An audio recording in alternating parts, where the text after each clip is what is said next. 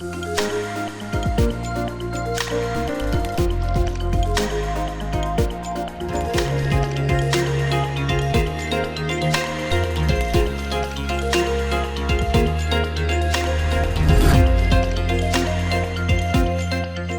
वालेकुम। Programme review के साथ मैं हूँ आलिया शब्बीर। जंग के माहौल में हमेशा से ही जंग जो है वो अहम मौजू होता है और उसको ही पहले डिस्कस किया जाता है और हालात वाक़यात का जायज़ा लिया जाता है। ईरान और इसराइल की जंग में जीत किसकी होगी, इससे ज़्यादा अहम यह है कि पूरी दुनिया इसको किस तरह से देख रही है और ख़ासकर पाकिस्तान का इसमें क्या किरदार होगा। Field marshal general Asim Munir ने ट्रंप से जो खुसूसी मुलाकात की है उसके नतीजे में क्या आउटकम आया है और पाकिस्तान में इसका रद्द-ए-अमल क्या लिया जा रहा है। आज के प्रोग्राम में इसके ऊपर बात की जाएगी। साथ साथ में डिस्कस करेंगे वफाकी बजट और खैबर पख्तूनख्वा का बजट, ये दोनों ही तनाज़ात का शिकार हो चुके हैं और क्या वफाकी बजट और खैबर पख्तूनख्वा का बजट पास हो सकते हैं, क्योंकि वफाकी बजट के ऊपर भी उनके अपने इत्तेहादी तनकीद कर रहे हैं, जबकि खैबर पख्तूनख्वा का बजट जिन्होंने पेश किया है यानी कि वज़ीर आला खुद ही उसके ऊपर तनाज़ात खड़े कर रहे हैं। तो क्या दोनों बजट जो है वो पास होंगे या पास नहीं होंगे, इसके ऊपर भी सवाल उठाएंगे। पहले हिस्से में मेरे साथ मौजूद हैं हफीजुल्लाह नियाज़ी साहब, सीनियर तज्ज़ियाकार हैं। दूसरे हिस्से में प्रोग्राम में हमारा साथ देंगे पाकिस्तान पीपल्स पार्टी के सीनियर रहनुमा कमरजमान कायरा साहब। सबसे पहले हफीजुल्लाह नियाज़ी साहब की जानिब चलते हैं। हफीजुल्लाह नियाज़ी साहब, बहुत बहुत शुक्रिया कि आज के प्रोग्राम में आप मेरे साथ हैं। सबसे पहले तो field marshal general Asim Munir की ट्रंप मुलाकात का जो तज़किरा है और उसके अब असरात हैं और उसका रिएक्शन पाकिस्तान में कैसे देखा जा रहा है, आपका क्या तज्जिया है इस पर? आलिया, देखें, पहली तो बात है कि पाकिस्तान के अंदर तो जो एक आम आदमी है जो बिल्कुल अनपढ़ है, वो तो बैन अक़वामी मामलात पे शायद उसकी कोई राय जो है वो कुछ साहिब हो, लेकिन जो हमारी दानिशवर लोग हैं, जो पढ़े लिखे लोग हैं, उनका वो बिल्कुल फारिग है। उनको ये पता ही नहीं है कि जियो पॉलिटिक्स से क्या डायनामिक्स होते हैं और ये सारे मामलात किस तरीके पे होते हैं। होता ही है कि हमारे यहाँ कोई पॉलिटिकल ओपिनियन है, कोई बात है, हमारे कई दानिशवर टीवी पे बैठ के घेर तान के उसको सियासी रंग पहनाएंगे और पाकिस्तान के साथ मिलाएंगे। फिर उसके बाद उनकी मर्जी है कि अगर वो मौजूदा हुकूमत के बहुत दीवाने हैं, उनके ऊपर फरेफ्तगी है, तो एक तजिया करेंगे। अगर इस मौजूदा हुकूमत के वो दुश्मन नंबर 1 है, वो इमरान खान साहब के दीवाने हैं, मस्ताने हैं, तो वो एक दूर की कोड़ी लेके आएंगे। देखें, ये मुलाकात जो है इसको भी छोड़ें। मैं तो इतने तक अब इस बात में पहुंच गया यकसू हूं कि जो पहलगाम का वाक़या हुआ था वो भी इसी ईरान के हमले से रिलेटेड था। वो क्यों रिलेटेड था, वहीं से शुरू करें तो उसके बाद आज तक जो कुछ हुआ, इवेंट्स हुए हैं, उनकी आपस में कड़ियाँ मिलती जाएंगी। वो इसलिए शुरू होगा कि क्योंकि इजराइल जो है ईरान के ऊपर पिछले 22 साल से ये इराक फतह करने के बाद अमेरिका ने किया था, तो तब से उस ताक में है कि ईरान के ऊपर हमला करना, और ईरान भी इसी तैयारी पिछले 20-25 साल से कर रहा था।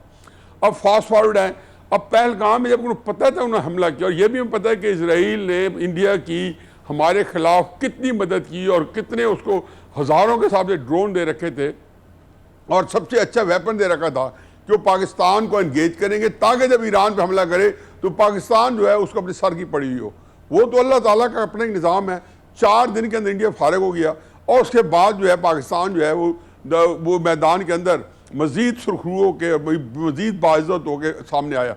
अब उसके बाद देखें कि जो शहबाज शरीफ का और आर्मी चीफ का जो विज़िट था ईरान का, तुर्की का, अज़रबैजान का, और फिर जो UAE का, सऊदी अरेबिया का, उस वक्त भी मैं कहता था, बाद में कहता रहूँ, अपने कॉलम में भी लिखा है कि ये ईरान के ऊपर चूँकि उन दोनों हमले के चर्चे थे, तो मैंने पहलगाम के हवाले से भी ये लिखा कि इसका एक कड़ी जो है वो ईरान के हमले के साथ मिलेगी। और इसके ऊपर भी मैंने बताया कि ये बार बार लिखा कि जी ये जो दौरे हैं, असल मकसद ये है कि ईरान के इसके ऊपर जो हमला हो रहा है उसके लिए जो कुछ भी है उनके साथ सॉलिडारिटी दिखानी है।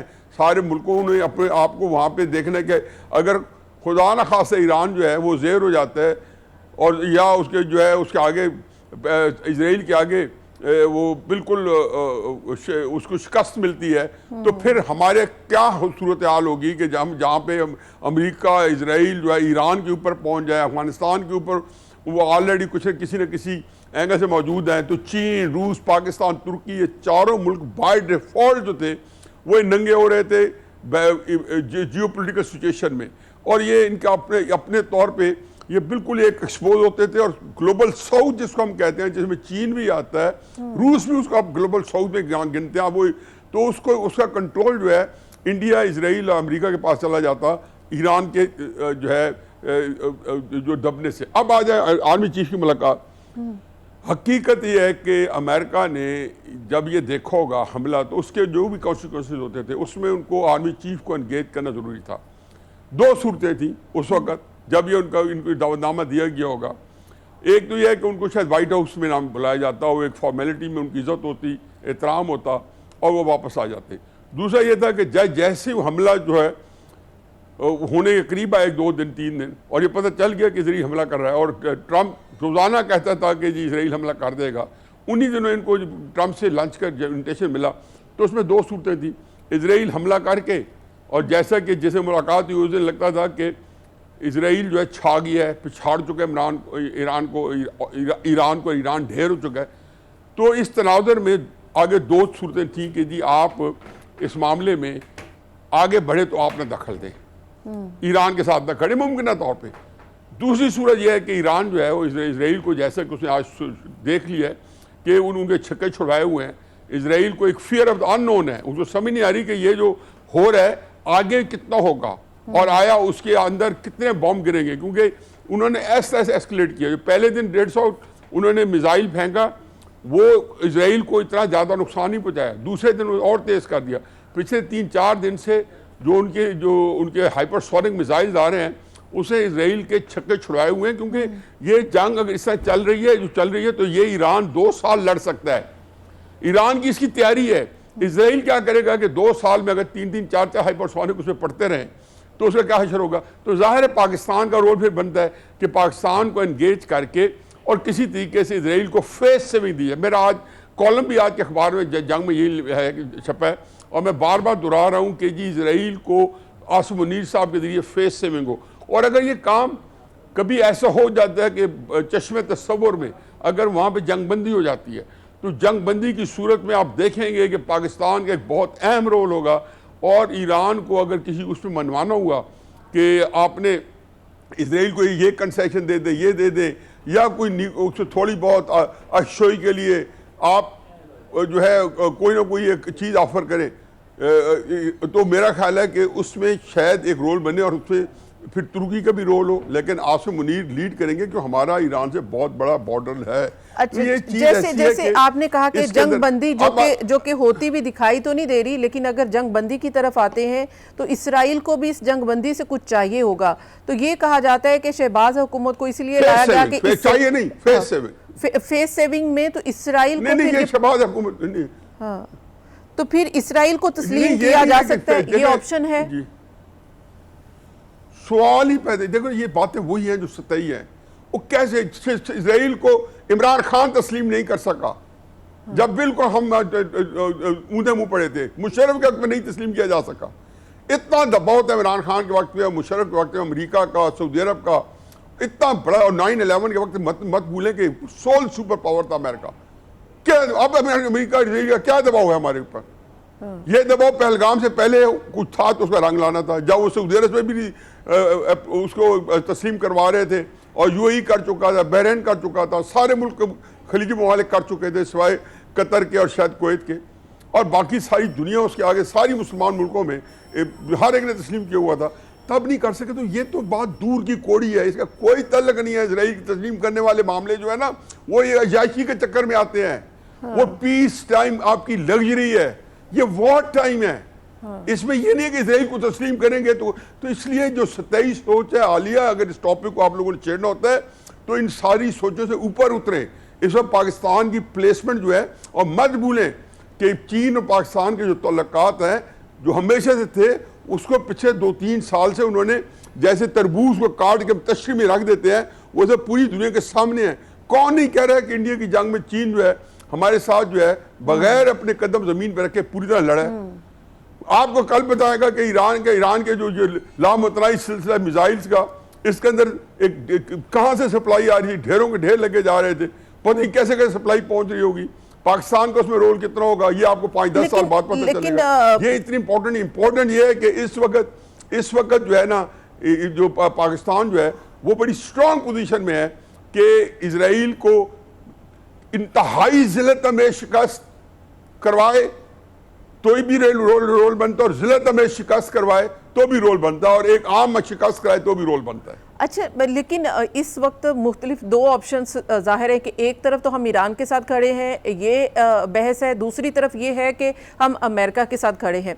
तो अमेरिका के साथ इसलिए ये स्ट्रॉन्ग लग रहा है क्योंकि इस वक्त फील्ड मार्शल और ट्रंप की जो मुलाकात आउट ऑफ द कॉन्टेक्स्ट जाके हुई है, वो इसलिए उसको इम्पोर्टेंट समझा जा रहा है। और CNN ने तक रिपोर्ट की है कि ट्रंप ने ये कहा है कि फौजी अड्डे दिए जाएं और सपोर्ट दी जाए, ये उनको चाहिए।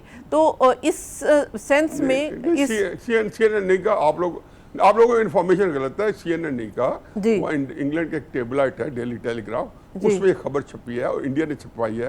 तो ये रोजाना आ रही है। मैं तो उनको घास नहीं डालता हूँ, करते रहे। मतलब वो पहलगाम के ऊपर जो पाकिस्तान तो तबाह बर्बाद हो चुका था, कराची पे कब्जा हो चुका था, और ये खबरें इंग्लैंड में भी जाकर उठाई गई इन्हीं अखबारों ने। तो क्या किया, हम किसी खाते में लाए उनको?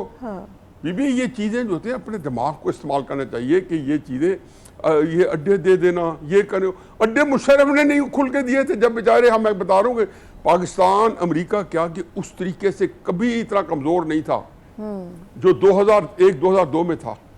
इसलिए, और मत भूलें, मैं कहता हूँ कि ये सेटिंग होती, फर्ज किया, मैं बाजवा का जिक्र नहीं करता हूँ कि बाजवा जो था वो अमेरिकी टाउट था, वो एक बोरा था, पता नहीं उसे क्या काम करवाते, लेकिन मैं ये कहता हूँ कि ये आसिम मुनीर की, इमरान की सेटिंग होती ना, यही कुछ हो रहा होता, ये हफीजुल्लाह होता, कोई होता, यही कुछ करना था। क्योंकि ये मुल्क की जो एक जियो पोलिटिकल सिचुएशन होती है ना, वो एक खास तरीके से सामने आती है, और उससे कोई बदकिस्मत कौम ही उससे फायदा नहीं उठाती। फिर और बताऊं, मुशर्रफ के साथ अमेरिका ने कितना डर्टी काम किया, लेकिन मुशर्रफ ने पाकिस्तान के इंटरेस्ट कहाँ सेव किए हमारे इल्म में नहीं है। हमारे पास 15-16 न्यूक्स होते थे 2002 में, आप गूगल करें, और मुशर्रफ जब किया तो हमारे पास 200 न्यूक्स थे। 200 हमारे मुशर्रफ किया तो हम टेक्निकल न्यूक्लियर बॉम्ब बना रहे थे, वो हालांकि 90s में शुरू हो चुका था TNW का प्रोजेक्ट, तब हमने किया। असल में क्राइसिस ये है कि मैं तो टीवी पे आता नहीं हूँ और खुद को सामने बैठा हो कोई दूसरा मुबसर, तो और मुश्किल हो जाता है। क्योंकि हमारे यहाँ मेरे तो रोना ही है कि हमारे दानिश्वरों को कोई कॉम्प्रिहेंशन नहीं है कि ये जियो पॉलिटिक्स क्या होती है। जो मैंने पहले फिक्र कहा कि एक आम पाकिस्तानी जो है ना, वो भी अपने जज्बा ईमान के तहत उसके अंदर होती है। हम अमेरिका चुके, भाई आपको अंदाजा नहीं कि अमेरिका को कहाँ सुबकी हो रही है। पिछले 13 साल में 2012-13 के अंदर साउथ चाइना सी में अमेरिका के साथ क्या हुआ, सीरिया में रूस ने थप्पड़ दे के निकाला, धक्के दे के निकाला। 2014 में जब रशिया आ गया सीरिया के अंदर, उन्हीं दिनों जो क्राइमिया पे कब्जा कर लिया, यूक्रेन से छीन लिया। ये ऐसा नहीं, और फिर जब यूक्रेन को चढ़ाया तो फिर मजीद खराब हुए। ये सारी चीज़ें इकट्ठी जा रही हैं, इनका आपस में कहीं ना कहीं ताना बाना मिलता है। अमेरिका इस वक्त 2 सूरतों में फंसा हुआ है। एक जो है ना choice between devil and deep sea, उधर से वो फंसा हुआ है कि इजराइल को बचाना भी है, क्योंकि इजराइल अमेरिका का बहुत बड़ा एसेट है पूरे रीजन में। अमेरिका का जो काम पूरे सारे मुल्कों को कंट्रोल करना था, वो अब इजराइल के जरिए करके, वो अब्राहम अकॉर्ड भी आपने सुना होगा, उसके तहत सारे मुल्कों ला रहा था। अगर ये 7 अक्टूबर 2023 को अल-कासिम ब्रिगेड हमास के इजराइल के पर खच्चे ना उड़ाए होते और उस दिन उनके ऊपर इस तरह उनको ना रसवा किया होता, तो सारी मुसलमान दुनिया इजराइल को एक्सेप्ट कर चुकी थी, हम भी कर चुके होते, क्योंकि चॉइस नहीं रहती होती आपके पास। लेकिन अल्लाह ने फिर वो किया, उसमें UAE वगैरह मुंह छुपाए फिर रहे हैं, जिनके वहां पे जिन्होंने इजराइल को तस्लीम किया हुआ है। ये बात ये फिर आपको क्या जी, आज के सर्वे में भी यही है, और पाकिस्तान की जानिब से और field marshal general Asim Munir की जानिब से अमेरिकी सदर ट्रंप को नोबेल अमन इनाम के लिए 2026 में उनको नामजद करने की सिफारिश करने का कहा गया है। ये रिकमेंडेशन पाकिस्तान की जानिब से जाएंगी, तो क्या समझते हैं आप कि ट्रंप की ये खिदमात पीस के लिए हैं? अगर अमन हो गया और यूक्रेन में भी अमन ले आया तो ना से उसको मिलेगा बल्कि फील्ड मार्शल आसिम मुनीर को भी मिलेगा। मैंने तो आज कॉलम में लिखा है, मैंने कहा देख लें अगर ये अमन आ गया, जो कि मुमकिन नहीं है। ईरान इसके लिए 20 साल से इंतजार कर रहा है। सबका ख्याल था कि इजराइल ईरान को तबाह बर्बाद कर देगा, अमेरिकन माइट, अमेरिकन असला, फलां फलां फलां। बोलो ठीक था, मतलब हो सकता है कि सारे लोग जब ये सोच रहे थे तो शायद ठीक सोच रहे होंगे। अब तो आपको पता है 9वां दिन है, अब तो सूरत हाल को असेस करना शामिल हो गया कि ना ईरान को वो जितनी मर्जी बॉम्बिंग करे, इसराइल की उसने ईरान जो 3-3 4-4 अगर हाइपरसोनिक मारता रहे तो 1 महीने में इसराइल फारिग है। मतलब कि क्या कि छोटा सा मुल्क है ईरान, उसे कोई 12-13 गुना ज्यादा मुल्क है, एरिया को 17 गुना ज्यादा एरिया या पता इससे भी ज्यादा एरिया। ईरान में ह्यूज कंट्री। लास्टली क्वेश्चन मैं करूंगी, पॉलिटिकल क्वेश्चन है। एक तो जाहिर है कि वो पाकिस्तान तहरीक इंसाफ से जुड़ा है और केपीके हुकूमत के बजट से जुड़ा है, और दूसरा शहबाज शरीफ की हुकूमत से है। आर्मी चीफ आए हैं, फील्ड मार्शल आए हैं, मुलाकात नहीं हो सकी शहबाज वज़ीर आज़म के साथ। दूसरी तरफ केपीके का बजट है, दोनों के ऊपर कमेंट कर दीजिएगा कि वहाँ पर वज़ीर आला ने कह दिया है कि वो धमकी लगा दी है कि वो असेंबली तहलील कर देंगे। दोनों के ऊपर तबसरा कीजिएगा कि दोनों में आपकी क्या राय है। पहली बात तो यह है कि मुलाकात ना होना ये तो कोई बड़ी खबर ही नहीं है। मतलब ये कोई कहना कि जाके हो सकता हो भी गई हो सकता है ना हुई हो, कल हो जाए, आज हो जाए, ये चीज़ें इतनी जो वो नहीं है, क्योंकि वो इतनी उनके अंदर यकसुई है इस वक्त मिलिट्री गवर्नमेंट में। बल्कि यकसुई क्या है, पूरी की पूरी जो मौजूदा गवर्नमेंट है वो पूरी सबसर्विएंट एस्टेब्लिशमेंट की। ये इमरान खान साहब जो 26 जुलाई 2018 में जब इक़्तिदार में आए थे, तो ये हाइब्रिड मॉडल जो पेश किया गया था, ये पहले से जो इनके बाद आएगा उससे भी ज़्यादा सबसर्विएंट होगा। इसने इसी तरह चलना है कि ये जो एक निज़ाम शुरू है वही स्ट्रेंथन होता जाएगा। बाकी जो आपने फरमाया बजट का, पहली बात तो ये बजट ज़िमनी बात है, लेकिन जहन में रखें कि अली अमीन गंडापुर का जो मामला है और जो भड़के हैं वो फौज के ख़िलाफ़ या गवर्नमेंट के ख़िलाफ़ नहीं है, वो अपनी ही तहरीक इंसाफ के ख़िलाफ़ है। मेरी बात जहन में दाखिल करो आलिया बीबी कि वो जब कहते हैं मैं इस्लामाबाद पे चढ़ाई करूंगा, असले के साथ आऊंगा, वो तहरीक इंसाफ को टॉर्चर कर रहे हैं। एक दफा वो यही कह रहे थे और अलीमा बीबी साथ खड़ी थी, वो कह रही थी हमने इस्लामाबाद नहीं आना, वो साथ कहेंगे मैं आना है, वो साथ कहती है जैसे हमने इस्लामाबाद नहीं आना। पता है हम मीडिया क्यों नजरअंदाज कर देता है। तो मैं तब भी कहा था कि ये भड़के इमरान खान के साथ उनके तल्लुकात, मेरा अपना ख्याल है, मेरे पास कोई इंफॉर्मेशन नहीं है, मेरे पास कोई किस्सा बॉल नहीं है, मेरे पास कोई नजूमे वाले जायजे नहीं है, लेकिन इस वक्त अली अमीन गंडापुर जो है वो इमरान खान की नजरों में ग्रेस से नीचे गुजर चुके हैं। तो क्या अली अमीन गंडापुर अपनी हुकूमत को जो वो तहलील कर देंगे? वो तहलील यही है कि इमरान खान साहब ने शायद उनको ये अंदिया दिया होगा तुम्हें जब बजट के बाद मैं निकाल दूंगा, तो उसका उन्हें ये फार्मूला निकाला होगा। इट्स फेयर इनफ के आपने जो आई थिंक सो कि आपने खबर ऐड कर दी है पॉलिटिकल भी, जिसमें आपने कह दिया है कि खान ने शायद बजट के बाद अली अमीन गंडापुर सबको फारिग करने का प्लान बना दिया। पॉलिटिकल खबर भी हमारे पास आ गई। बहुत बहुत शुक्रिया, आपने जो ईरान और इसराइल की जंग के बारे में अमेरिका और पाकिस्तान के किरदार के हवाले से रोशनी डाली है, वो भी बड़ी इंपॉर्टेंट थी। That's all. यहाँ पे ब्रेक शामिल करेंगे। बहुत बहुत शुक्रिया हफीजुल्लाह नियाजी साहब। ब्रेक के बाद जब वापस आएंगे तो हमें ज्वाइन करेंगे पाकिस्तान पीपल्स पार्टी के सीनियर रहनुमा कमर ज़मान कायरा साहब। Keep watching.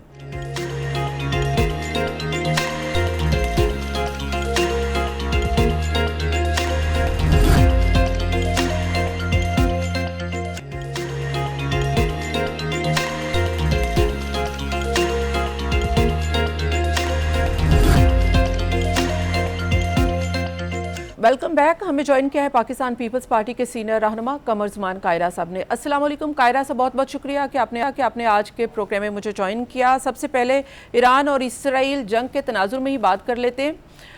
अभी जाहिर है कि field marshal general Asim Munir साहब ट्रंप से मुलाकात करके आए हैं। उसके बाद पाकिस्तान पीपल्स पार्टी का क्या रद्द अमल है? इस मुलाकात को पाकिस्तान पीपल्स पार्टी कैसे देखती है? General Asim Munir, field marshal Asim Munir साहब की जो मुलाकात हुई है, ये बुनियादी तौर पे पाकिस्तान के उस बयानिए की फतह है जो पाकिस्तान ने इस हालिया जंग में और ओवरऑल दहशतगर्दी के खिलाफ अपनाया हुआ है। हमारी अफवाज की कुर्बानियाँ हैं उस तवील जंग में जो पाकिस्तान पे मुसल्लत हुई है, जो हमारे रीजन में दहशतगर्दी की जंग थी, जो अमेरिकन के खिलाफ दहशतगर्दी की जंग थी, जो पाकिस्तान की सरजमीन से लड़ी गई और अब हमारे ऊपर आके मुसल्लत हो गई। तो इस सारी जंग के अंदर जो पाकिस्तान की कुर्बानियां थी उसकी रिकग्निशन है। हमारे मौजूदा जो गवर्नमेंट की कोशिशें काविशें हैं उसकी रिकग्निशन है, उसको एक्सेप्ट किया गया है। और पाक भारत जंग के अंदर जिम्मेदाराना रवैया अख्तियार करते हुए जो हमारी कौम ने, हमारी गवर्नमेंट ने, हमारी फौज ने जो रोल इख्तियार किया है, ये उसका एक एतराफ़ है। तो मैं समझता हूँ ये बायस इज़्ज़त है हमारे।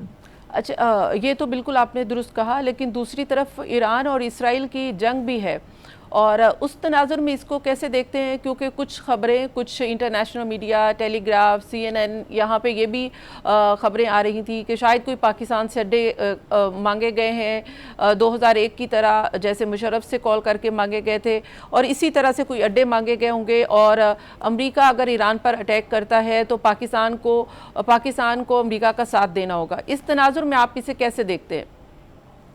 देखिए, इस बात का तजिया करना यूं तो कलाबे मिलाते हुए देर ही नहीं लगती, लोग पता नहीं कहाँ की कहाँ बातें ले जाते हैं। एक बात हमें समझनी चाहिए, एक के अफगानिस्तान के हालात उस वक्त के क्या थे। 9/11 हुआ था, अमेरिका पे हमले हो चुके थे और काबल या अफगानिस्तान की सरजमीन जो थी वो उनकी अमाजगाह थी। उसके ऊपर अटैक जो है, पहले उन्हें कहा गया कि हमारे जो मुल्ज़िम है हमारे हवाले करें, वो नहीं किए तो उनके ऊपर अटैक हो गया। वहाँ एक एंटायरली और सूरत हाल थी और पाकिस्तान यकीनन उस वक्त अमेरिकन फोर्सेस के साथ था, पाकिस्तान दुनिया के साथ था। ये दहशतगर्दी की किसी तरह हम सपोर्ट नहीं कर सकते। आज जो सूरत हाल है अफगानिस्तान के अपने ईरान के अंदर, ईरान एंटायरली एक मुख्तलिफ सूरत हाल में है। ईरान के ऊपर बिल्कुल जाबराना हमला हुआ है, फलस्तीन के ऊपर इंतहाई खौफनाक जबर मुसल्लत किया गया है और पाकिस्तान पहले दिन से इजराइल के समल को कंडेम कर रहा है, अमेरिका में जाके भी कर रहा है, यहाँ भी कर रहा है। तो ऐसी कोई सूरत नहीं है। या तो ये हो कि ईरान को हम एग्रेसर समझ रहे हो, ईरान की कोई गलती हो। ईरान ने एंगेजमेंट भी रखी हुई थी और ईरान किसी कौम के लिए खतरा, एक परसेप्शन है ना में खतरा है, ऐसा कुछ नहीं है। और वो बम भी नहीं बना रहे थे जो वो कह रहे हैं बार बार। अल्लाह करे उनके मज़ाकरात जो शुरू हुए हैं वो कामयाब हो जाए। तो मैं नहीं समझता कि पाकिस्तान की हुकूमत ईरान के खिलाफ, जो कि इस वक्त अग्रेसर नहीं है बल्कि इस वक्त वो तो अपने राइट टू रिस्पॉन्ड में रिस्पॉन्ड कर रहा है, अपने उसके साथ डिफेंस बहुत में बड़ी कर रहे हैं। ज्यादती हुई है। जी, अपने डिफेंस में करें, बिल्कुल आप सही कह रहे हैं। पाकिस्तान की जानिब से और ख़ासकर फील्ड मार्शल की जानिब से सदर ट्रंप को नोबेल अमन इनाम के लिए नामज़द करना, पाकिस्तान पीपल्स पार्टी भी इसके साथ है कि सदर ट्रंप को नोबेल पीस के लिए नामज़द करना चाहिए। मैं नहीं समझा जी, ये क्या रेलेवेंस है। मैं नहीं समझता कि सदर ट्रंप जो है वो किसी जगह दुनिया में आलमी अमन के लिए कुछ कर रहे हैं। पाकिस्तान हिंदुस्तान की जंग खत्म करने में या उसको उस मार्के को रोकने में, हिंदुस्तान को अकल दिलाने में उन्होंने एक रोल प्ले किया जिसको हिंदुस्तान तस्लीम नहीं करता। पाकिस्तान तो पहले दिन से उनका मुतरफ है, हम उनके मशकूर हैं, लेकिन प्रेसिडेंट ट्रंप का रोल फलस्तीन के अंदर और ईरान के खिलाफ जो कुछ है, किसी सूरत में वो किसी आलमी एजाज के हकदार नहीं बनते। राइट, तो आप अपनी गवर्नमेंट को इसको मैं अपनी जाती राय दे रहा हूँ, अपनी जमाती राय नहीं दे रहा। मेरी जमात के अंदर तो ये बहस हुई नहीं, ना होनी चाहिए। जी ठीक है, आप इसको ज़ेरे बहस ही नहीं लाना चाहते, लेकिन जाहिर है कि एक अहम फैसला हुकूमत पाकिस्तान करती है। इस अहम फैसले में हमारी राय को कोई अहमियत नहीं होगी। अगर हम समझते भी हैं कि इसका होना चाहिए तो क्या होगा और नहीं होना चाहिए तो क्या होगा, जो नोबेल प्राइज कमेटी है वो तो अपने तौर पे फैसले करती है। लेकिन पाकिस्तान रिकमेंड कर रहा है, पाकिस्तान रिकमेंड कर रहा है। फिर हमारे रिकमेंडेशन को कौन पूछेगा जी? हमारी रिकमेंडेशन की क्या हैसियत होगी? मैं नहीं समझता कि हमारी रिकमेंडेशन की कोई हैसियत भी होगी। कौन राइट, अब आप ईरान और इसराइल की जंग को कितना देखते हैं कि क्या कोई जंग बंदी हो सकती है, कोई अमन का मुआहदा हो सकता है, या आप इसको तवील होता हुआ देखते हैं? मुझे तो जी ये ईरान की जो जंग है, ईरान इसराइल जंग जो है, अब इसमें इसराइल का पीछे हटना भी ठीक है, वो भी बड़े सीरियस नुकसान उठा रहा है और ईरान का बहुत बड़ा नुकसान हो रहा है। लेकिन ईरानी कौम की एक तारीख यह है कि एक लंबी रेजिस्टेंस की लड़ाई लड़ लेते हैं और तारीख में वैसे ही रहे हैं, उनको आसानी से पता तारीख में नहीं किया गया। अब भी उनकी सूरत हाल यही है, वो अपनी क़यादत के साथ जुड़े हुए हैं। मुल्क के अंदर हालात मुख्तलिफुल ख्याल लोग हर मुल्क के अंदर होते हैं, वहां पे भी हैं, लेकिन वहां की हुकूमत, वहां का जो इस्टेब्लिशमेंट है सारा, ये इतना आसानी से गिरने वाली चीजें नहीं होती। सो मेरा ख्याल है कि ये रेजिस्टेंस लंबा अरसा चलेगी, और जितना लंबा होगी उतना ही दुनिया की कुव्वतों के लिए ये मुश्किल हो जाएगी, और वर्ल्ड इकोनॉमी पे भी इसके असरात आएंगे। सो कोशिश ये होगी और होनी चाहिए कि जल्द अमन हो जाए। लेकिन जो इजराइल ने ईरान के साथ, फ़लस्तीन के साथ और दीगर ममालिक को धमकियां दे के जो सूरत हाल इख्तियार कर रखी है, वही सूरत हाल रही तो फिर दुनिया के ये ममालिक किस तरह इज्जत से जी सकेंगे? ये भी एक बड़ा सवाल है। क्या इसकी कीमत पे वो समझौता करके अमन कर सकते हैं? तो मुझे लगता है कि अल्लाह करे ये ख्याल गलत हो और जल्द अमन कायम हो जाए, लेकिन लगता है कि जल्द अमन नहीं होगा। राइट। दूसरी तरफ अभी क्योंकि आपने कहा कि अड्डों की ज़रूरत नहीं हो सकती अमेरिका को पाकिस्तान से, तो जाहिर है कि पाकिस्तान मजम्मत तो कर रहा है, लेकिन अमेरिका को फिर पाकिस्तान से किस किस्म का ताउन चाहिए होगा अगर वो इस जंग का हिस्सा बनता है? और आप खुद भी कह रहे हैं कि ये अभी प्रलॉन्ग चलेगी। अगर प्रलॉन्ग चलती है तो अमेरिका को वो किसी न किसी सूरत में इसका हिस्सा बन जाएगा।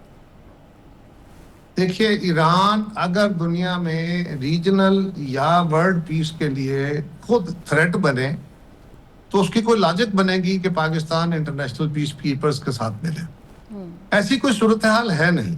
ईरान खुद इस वक्त मजलूम है, और उसके खिलाफ एक मुसलमान और हमारे हमसाया मुल्क के खिलाफ पाकिस्तान क्यों इस्तेमाल होगा? इस तरह के दबाव, इस तरह के मुतालबे पहले भी होते रहे, और पाकिस्तान ने उनको दरखुरे इतरार नहीं समझा। ये बात दुरुस्त है कि ताकतवर कौमें यू आर विद अस और विद देम इस तरह के सवाल कर लेती हैं, लेकिन मैंने पहले भी अर्ज किया कि उसामा बिन लादेन का इशू हो, 9/11 के बाद अफगानिस्तान के अंदर की सूरत हाल हो, और आज के ईरान की सूरत हाल, इन दोनों का कोई कंपैरिजन नहीं है। उसमें तो सारी दुनिया यकावाज हो गई थी। यहाँ पे दुनिया बार बार कह रही है, वो अमेरिका को भी कह रही है, वो इसराइल को भी मजम्मत कर रही है, उसको कंडेम कर रही है। दुनिया डिवाइडेड है बहुत बड़े लेवल पे। सो मैं नहीं समझता कि पाकिस्तान की सरकार जो है या हुकूमत जो है वो किसी तरह का भी कॉपरेशन अगेंस्ट ईरान। हाँ, दुनिया में बहुत सारे कॉपरेशन है। हम पीस कीपर्स के तौर पे दुनिया भर में हमारी अफवाज जाती हैं। इस खत्ते के अंदर पाकिस्तान खुद एक बहुत बड़ी दहशतगर्दी का शिकार है अभी तक। हम उसके अंदर इस खत्ते के अंदर कश्मीर का मामला हल करने के लिए, हिंदुस्तान के साथ अपने मामला रिजॉल्व करने के लिए, और भी जहां जहां अफगानिस्तान की सूरत हाल को बेहतर करने के लिए जहां जहां जरूरी हुआ, पाकिस्तान एक जिम्मेदार मुल्क के तौर पे दुनिया से कोऑपरेट करेगा, अमेरिका से कोऑपरेट करेगा। लेकिन वो ईरान के खिलाफ, और वो ईरान जो कि खुद मजलूम है, उसके खिलाफ पाकिस्तान किसी सूरत में भी कितना भी दबाव हो, मेरा ख्याल है, हो सकता है मैं गलत हूं, लेकिन मेरा ख्याल है पाकिस्तान ऐसा कोई कदम नहीं उठाएगा। अब ऐसी सूरत हाल में बिलावल भुट्टो जरदारी साहब सिफारतकारी के लिए पूरी दुनिया में उन्होंने विज़िट किया, और वहाँ से पाकिस्तान के लिए क्या पेशरफ्त साबित हुई है और पूरी दुनिया किस तरह से पाकिस्तान को इस वक्त देख रही है, जबकि हमने इंडिया के खिलाफ इस वक्त एक महाज जीता है? देखिए, हिंदुस्तान में पहलगाम के वाक़े के बाद जो सूरत हाल इवॉल्व हुई, और उस पर हिंदुस्तान ने, उनकी हुकूमत ने, उनके डिप्लोमेट्स ने और ऑनस्लॉट की, पूरी उनके मीडिया ने बड़ा खौफनाक ऑनस्लॉट किया और वर्ल्ड ओपिनियन को पाकिस्तान के खिलाफ टिल्ट करना चाहा। फिर उन्होंने हमले कर दिए, और हमले भी उन्होंने यही कहा कि हम तो जी टारगेट्स कर रहे हैं, फलां फलां सेंटर्स को कर रहे हैं, जो उन्होंने गलत बयानिया था। पाकिस्तान ने उसके जवाब में रिटेलिएट किया, अपना हक दिफा वो इसने इख्तियार किया। तो दोनों दफा हमने हिंदुस्तान को भरपूर तरीके से जवाब दिए। उसके बाद दुनिया ने कहा कि बस रुक जाए। हमने कहा हमें कोई एतराज नहीं है, इसलिए कि हम तो अग्रेसर नहीं हैं, हम तो पहले दिन से कह रहे थे। लेकिन हिंदुस्तान ने ये कोशिश की कि वो दुनिया का जो मीडिया है उसका इस्तेमाल करते हुए अपने तई जो उनके बहुत काबल दिमाग हैं उनको भेजा कि वो दुनिया को जाके कन्विंस करें। उसके जवाब में हुकूमत पाकिस्तान ने बिलावल साहब की क़यादत में एक टीम भेजी, और उन्होंने दुनिया के मुख्तलिफ मराकज़ में जाके पाकिस्तान का मुकदमा बयान किया है, जिस जोर बयान से आला तरीके से बिलावल साहब ने और उनकी टीम ने हकायक बयान किए हैं दुनिया के सामने। आज दुनिया पाकिस्तान के मौक़िफ़ को, पाकिस्तान के बयानिए को तस्लीम कर रही है। हिंदुस्तान को उसमें ज़िक पहुंची है और मुख्तलिफ मौके पे हिंदुस्तान जो और अग्रेशन करना चाहता था या उनके जो प्लान थे या डिजाइन कर रहा था वो उसको रोका गया है। तो बिलावल साहब ने पाकिस्तान का मौक़िफ़ दुनिया भर में बहुत आला तरीके से पेश किया है, जो हमारे लिए बाइस इज़्ज़त भी है और बाइस तसल्ली भी है। राइट, थोड़ी सी मैं पॉलिटिकल बात करना चाहूँगी और बजट के हवाले से भी। और पाकिस्तान के डिफेंस मिनिस्टर ख्वाजा आसिफ साहब ने एक स्टेटमेंट दिया और वो कहते हैं कि 2.5-3 साल से एक हाइब्रिड हुकूमत चल रही है। तो इस स्टेटमेंट को आप कैसे देखते हैं और क्या आप भी बिलीव करते हैं कि पाकिस्तान में हाइब्रिड सिस्टम है?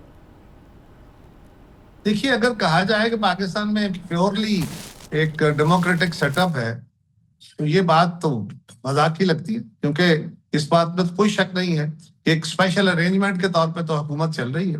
इलेक्शंस भी हुए, इंतखाब भी हुआ, असम्बलियां भी बनी है और सिविल गवर्नमेंट अपना बहुत अच्छा काम कर रही है, इसमें भी कोई शक नहीं है। लेकिन जो हम स्ट्रिक्टो सेंसो डेमोक्रेसी की रूल लेते हैं उस तरह, और ये बात आप भी जानती है, मैं भी जानता हूँ, सारा मुल्क जानता है, ये कोई अचंभे वाली बात नहीं है। ये तो आपने सवाल कर दिया तो मैंने जवाब दे दिया। इसमें कोई खुफिया बात तो है नहीं जो मैंने यहाँ करनी है। बिल्कुल ऐसा है। अच्छा, बजट के ऊपर बात कर लेते हैं। बजट इस हुकूमत ने, आपने हुकूमत की तारीफ़ की है कि हुकूमत ने बहुत अच्छा काम कर रही है, तो बजट तो पाकिस्तान पीपल्स पार्टी तारीफ़ नहीं कर रही, मुखालफत कर रही है कि ये बजट जो पेश किया गया है, क्या बजट की सिर्फ मुखालफत करेंगे या इसको पास होने में भी मदद नहीं करेंगे, हुकूमत की वोट भी नहीं देंगे? इस सवाल का जवाब कि मेरी जमात इस पे क्या मौक़िफ़ लेगी, पार्लिमानी पार्टी फैसला करेगी। मैं क्योंकि पार्लिमानी पार्टी में हूं नहीं, लिहाजा उसके बारे में तो मैं कोई राय नहीं दे सकता। मेरी जाती राय में हुकूमत ने, मौजूदा हुकूमत ने भी और जो पिछली हुकूमत 16 महीने की थी उसमें भी मुश्किल फैसले करके इस इत्तेहाद ने या हमारी जो सपोर्टेड गवर्नमेंट है उसने मुश्किल फैसले किए हैं और उस मुश्किल फैसलों से कुछ चीजें बेहतर हुई हैं। खराबी इतनी बड़ी है कि वो अचानक और चंद दिनों में या चंद सालों में तो ठीक नहीं हो जाएगी, it will take long time, लेकिन सिम्मत का तयन बहरहाल बेहतर है। अब बजट जो है ये एक अलग डॉक्यूमेंट होता है, एक अलग, ये शॉर्ट टर्म एक आपका साल का मिजानिया बनता है, उसमें कुछ चीजें अच्छी हैं, यकीन उसको सपोर्ट कर रहे हैं सारे। कुछ चीजों के ऊपर पीपल्स पार्टी ने अपना मौक़िफ़ दिया है, वो तनख्वाहें हैं, वो टैक्सेशन के कुछ इश्यूज हैं, तो उनके ऊपर हुकूमत हमें तवक्को है। और ठीक है, इस वक्त IMF का भी दबाव मौजूद है, सो हुकूमत IMF के साथ भी पाकिस्तान के पीपल्स पार्टी की मशावरत से उनके साथ भी एंगेज कर रही है और जो हमारे मुतालबात हैं उनको हमें उम्मीद है कि वो एड्रेस होंगे। हुकूमत का साथ देना इसलिए जरूरी है कि इस वक्त हुकूमत को डिस्टेबलाइज करना, या ये हुकूमत अगर फर्ज करे उसको वोट नहीं आता, हुकूमत गिर जाती है तो मुल्क की क्यास बढ़ जाएगा। जो ऑलरेडी इकोनॉमी की हालत अच्छी नहीं है, सिक्योरिटी की सूरत हाल तसल्ली बख्श नहीं है, हिंदुस्तान के अज़ाइम और हमारे गिरदो नवा में जो सूरत हाल है वो अच्छी पूरी तरह तसल्ली बख्श नहीं है। लिहाजा किसी भी अनस्टेबिलिटी की सूरत में वो खदशात और खतरात और बढ़ जाएंगे, तो ऐसा करना पाकिस्तान के नुकसान में है। लिहाजा पीपल्स पार्टी जानते बूझते हुए अपना नुकसान भी कर रही है या कर लेती है, लेकिन वो सिस्टम को डिस्टेबलाइज नहीं करती। राइट, एक लास्ट क्वेश्चन ये है, खैबर पख्तूनख्वा के हवाले से है, क्योंकि वहाँ पे आपके गवर्नर हैं, तो इसीलिए ये मैं सवाल कर रही हूँ। खैबर पख्तूनख्वा का बजट भी जो है वो भी पास नहीं होने जा रहा, क्योंकि अली अमीन गंडापुर साहब ने धमकी लगा दी है वफाकी हुकूमत को और ये कहा है कि वो असेंबली तहलील कर देंगे, उसको मशरूत किया गया इमरान खान की मुलाकात से। तो या तो फिर वफाकी हुकूमत इमरान खान से मुलाकात करवा दे या फिर ये असेंबली तहलील हो जाएगी अली अमीन गंडापुर साहब के बकौल। तो आपको क्या लगता है कि असेंबली तहलील हो जाएगी, इलेक्शन हो जाएंगे, गवर्नर राज लग जाएगा, या फिर ये सिर्फ एक धमकी लिया जाए, बजट पास हो जाएगा? क्या एनालिसिस आपका खैबर पख्तूनख्वा के इस बजट पर? देखिए, हमारी हुकूमत तो वहाँ है नहीं, गवर्नर हमारे हैं और उनके साथ भी तल्लुक हुकूमत का, जो गवर्नर का ओहदा है ये बेसिकली किसी एडमिनिस्ट्रेटिव इख्तियार का हामिल तो नहीं है कि हम उसको अंदर को इंटरवीन करें, और कोई कॉर्डियल रिलेशनशिप ही नहीं है। मुझे नहीं लगता कि PTI आज फिर एक दोबारा वही ब्लंडर करेगी जो माजी में कर चुकी है, असेंबलियां डिसॉल्व करने वाला। लेकिन अगर वो करना चाहते हैं तो उनको कौन रोक सकता है? खुदकुशी करने का इरादा कर ले कोई तो क्या हो सकता है? तो मेरा ख्याल है अली अमीन साहब ने जो भड़क मारे वो भड़के भड़के मारते रहते हैं, भड़क मारी है उसके ऊपर अगर अमल दरामद करते हैं तो वो रही सही अपना जो सूरत हाल है वो बर्बाद कर लेंगे, क्योंकि बजट, वफाकी बजट को तो कोई फर्क नहीं आएगा ना। अगर एक सूबा की हुकूमत खत्म हो जाती है और वहां पे इलेक्शन पे जाना पड़ता है तो कोई फर्क नहीं आएगा, केयरटेकर गवर्नमेंट आ जाएगी और नया इलेक्शन करा लेंगे। अगर ऐसा होता है, मेरा ख्याल मैसेज ये है ऐसा नहीं है कि बेटर सेंस प्रिवेल करते हैं। बहुत बहुत शुक्रिया कमर ज़मान कायरा साहब, आपने हमें ज्वाइन किया और पीपल्स पार्टी और अपना भी मौक़िफ़ हमारे सामने रखा। दैट्स ऑल, मुझे दीजिए इजाज़त, अल्लाह हाफिज़।